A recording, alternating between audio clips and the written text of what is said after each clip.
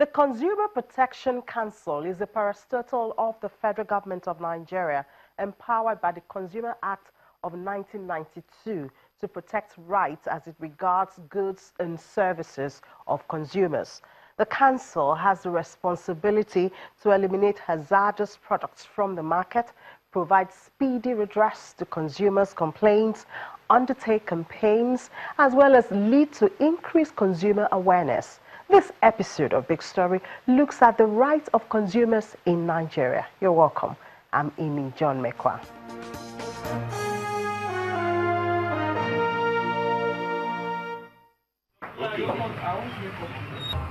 The consumer is entitled to high-quality products and services that will equal the value of money spent, and in any case where it is otherwise, the consumer should be able to seek redress.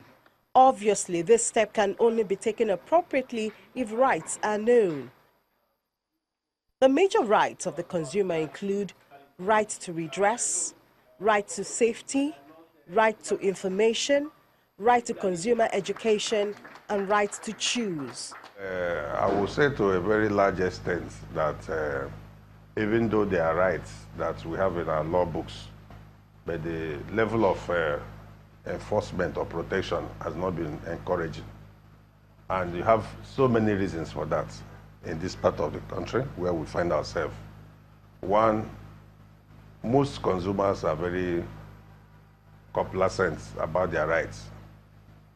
Two, the government agencies or institutional bodies that are supposed to enforce these rights, either because they are tied to the apron string of government institutions, they don't have the much strong willpower to enforce such rights.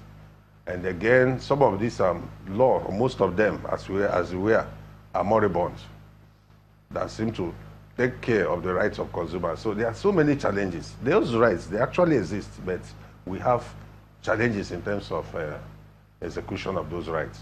Again, inadequate information and enlightenment on the part of consumers. That's what they use the word complacent. Most people are not even aware of their rights, even among the educated and intelligentsia. And it's very unfortunate.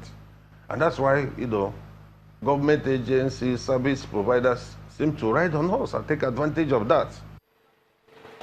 The consequences of the lack of information has generated complaints from a lot of sectors in Nigeria.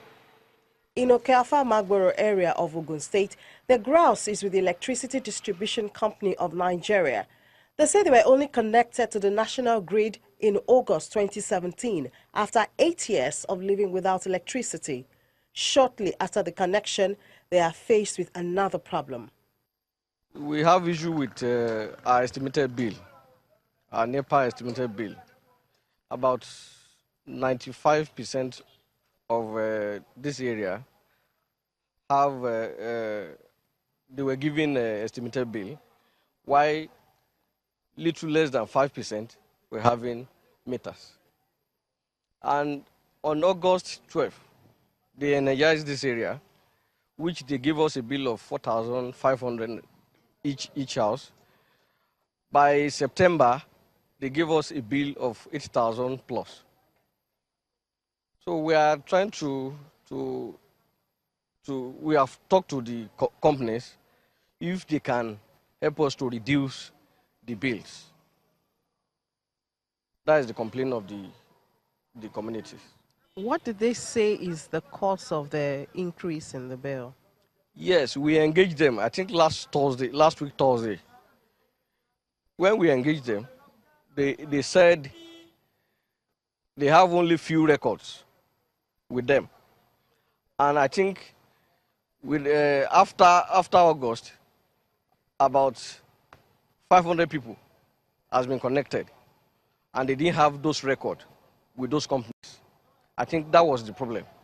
Our people now need to be very real, they need to be realistic, they need to understand the basics and the rudiments of electricity supply in this country. When I was the chief legal advisor at Ibadan, DISCO, from 2013 to late 2014, I was fully involved in the Magboro, Ibafo, Mowe axis issue. I went there to hold series of meetings with the CDA, the CDA of that area. And Ibadan Disco has invested so much money in conjunction with the NIPP, the federal government, TCN, to the extent of getting supply from Okearo in Ota area, all the way to ensure an improvement in supply. And this took so long, and I was so happy, even after taking this national assignment, right there in my office in Abuja, when I heard about it, I was so happy for the people of that area. Now my people are connected, but that's my local government, Obafemi Owode local government. My people are connected, and now they are complaining that the billing is too much. This is an area where they enjoy an average of 15 hours of electricity, unless there's fault. They enjoy electricity in that axis today more than we do in Abeokuta. And that's why I do by from Egbaland. This is a place where it should be my prayer for them to have light. But Nigerians should know you must be ready to pay for electricity. You cannot see it as a social service. You cannot fail to see it as a product. And once you know it is a product, every product comes at a cost. So you have to look at the cost of production. Even right now, people should expect more, to pay more, because we are buying electricity today at 68 naira per kilowatt hour. We are being allowed to sell to the customers and consumers at the rate of 31 naira 58 kobo. So even now we are underselling it. So if somebody complains to me that the bill is too much, I look at the person the second time and say, are you for real? The only thing I will say is that the liquidity crisis has made it very difficult for the discos to roll out meters. What I want them to have is to have prepaid meters. So you pay as you go. If you don't have the money to recharge, stay where you are. But once the prepaid meters are not yet fully in circulation, not everybody have prepaid meters, that means we still have this regime of estimated billing. The estimated billing methodology is exactly as it is given to us by our regulator, NAC.